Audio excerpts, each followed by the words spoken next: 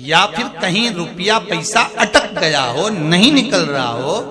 किसी व्यक्ति से कोई काम करवाना है, वो काम नहीं कर रहा, कोई फाइल आगे नहीं बढ़ रही है, कोई कार्य अटक रहा है, तो एक जल के पात्र में जल भरकर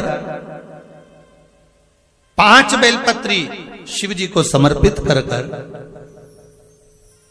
कुंदकेश्वर महादेव का नाम लेकर एक सफेद पुष्प बेलपत्री के ऊपर जो शिव जी को चढ़ाई है उस पर समर्पित कर जल जो लेकर गए हो, अपनी उस कामना को कर कि मेरा ये कार्य अटक रहा है, ये कार्य नहीं हो रहा, कुंदकेश्वर महादेव का नाम लेकर धीरे धीरे जल की धार चढ़ाइए। और एक बात हमेशा याद रखना, फिर निवेदन कर रहे हैं, अच्छे से समझ लेना, शंकर जी पर जब जल चढ़ता है, शिव जी का जब अभिषेक होता है, शंकर जी पर जब जल चढ़ाया जाता है, दूध चढ़ाओ, जल चढ़ाओ, कुछ भी चढ़ाओ, पर एक बात का स्मरण अपने जीवन में होना कि इतने ऊपर से मत चढ़ाना कि जल चढ़े और छींटे आपके ऊपर। बहुत ध्यान दीजिएगा।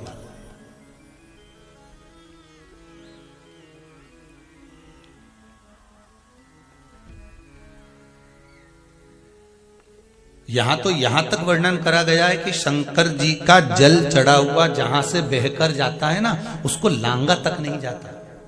यहां लांगते हैं क्या? नहीं ना, परिक्रमा भी करेंगे तो वहीं से लौट कर वापिस इधर जाएंगे।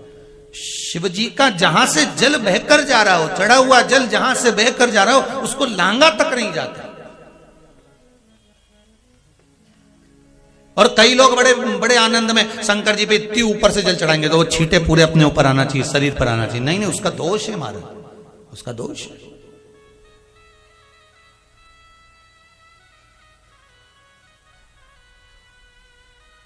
शिव जी को अगर आप जल चढ़ा रहे हो, जैसे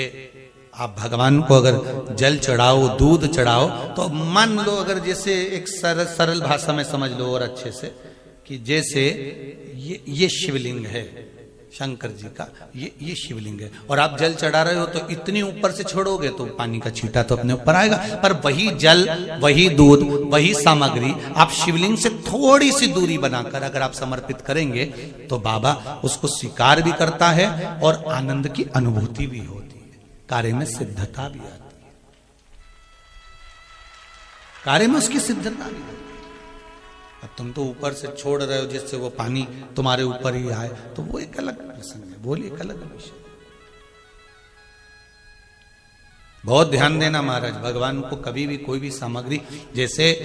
भगवान के मंदिर में अगर फूल चढ़ाने जा रहे हो, भगवान के मंदिर में अगर पुष्प समर्पित करने जा रहे हो, तो फूल का मुख अपनी ओर नहीं होना चाहिए,